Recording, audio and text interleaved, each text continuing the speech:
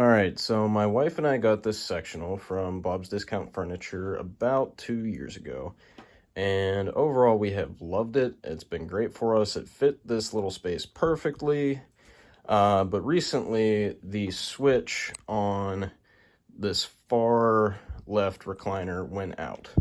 Now I've already replaced it. I swapped the switch from this recliner, which is only really used by the dog or when we have company. So got that one fixed, ordered a new part from Amazon for this one. So I'm going to show you how to pop it back in. And getting it out is really just following those instructions in reverse. So part of the reason I swapped the switch from this recliner to the other one is because this modular furniture has to be taken apart from this end rather than the other end. So rather than taking the whole thing apart twice, I figured when I got the new part, I'd just pop it into this one instead of that one. So the first thing we're gonna do is just pop this recliner onto its face. And it's super easy. All you gotta do is just push it, pops out of its little holes, and then there we go, rest it on its back. So you can see I've already removed a little bit of the trim fabric. This leads down to this hole where the switch goes in. The wiring comes through here, and then we'll get plugged in here to work the motor. So here's our new switch. I bought it for $18 or so off Amazon, and all we're gonna do to get it plugged in is thread the wire through there. I'm gonna reach through this hole I made,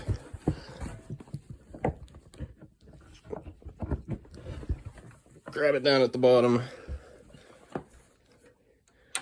pull it through, carefully thread that through there,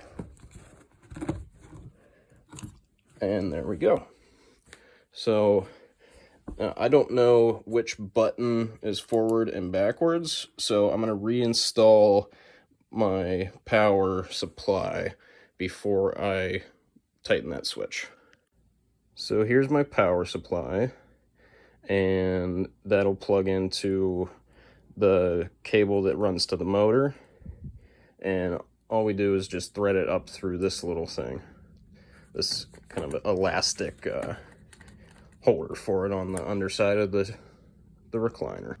So I've got my power supply in place along with the cord that goes to the wall, and now we're just going to reconnect the wiring from the motor. It's just a simple little plug. Tighten our clamp there, and that's good to go. Now we're going to find our new switch, and the connector that it goes to is just a little 5-pin. The one that came with the couch was straight. This one's at a 90-degree angle.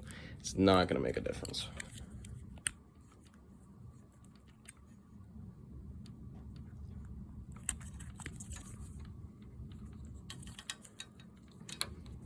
So that's reconnected. Now I'm going to plug us into the wall here, and we're going to see which way this switch goes. So this button extends the recliner. This one pulls it back. All right, so now I know which one does what, and I'm going to unplug it from the wall.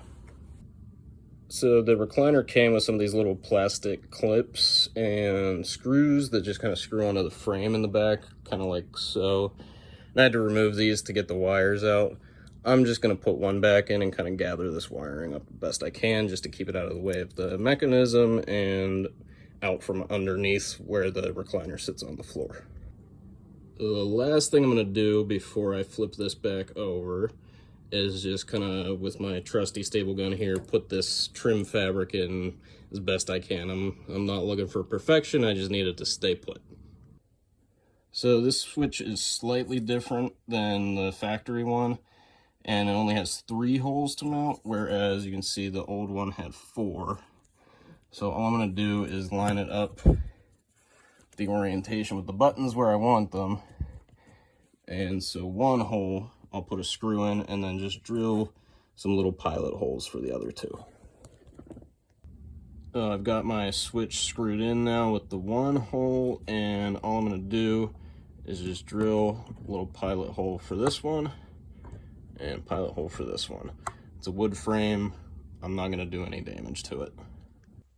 I got my pilot holes drilled. Now all I'm gonna do is put the two screws in place here. Get our first one in there. And number two.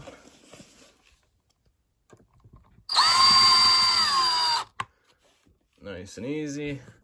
And that switch isn't going anywhere. And we got one last step before we give it power. So the last thing is just this little cover plate that covers the screws. These little notches on the back just kind of line up on here. Give it a little twist to the right, righty-tighty. And there we are, new switch installed. So now I've plugged it back into the wall, and you can see it's getting power with that nice little backlight that the factory switch didn't have. And I've got it oriented right, so this button extends our recliner. This one pulls it back in. And there we go. $20 fix, maybe 20 minutes of work altogether. So just a couple little things here if you're starting this process from the beginning, because you're going to have to follow those instructions in reverse. First off, anytime you're working on something, just disconnect the power before you start anything. Second, this switch was pretty tight with the factory switch, so once you get these screws out, I had to use a flathead screwdriver, just push in here and kind of start popping that out, and then it came out pretty freely. And on the underside where I had pulled that trim fabric up, I just used a flathead screwdriver to get the staples, and then some needle nose pliers to help along the way as well.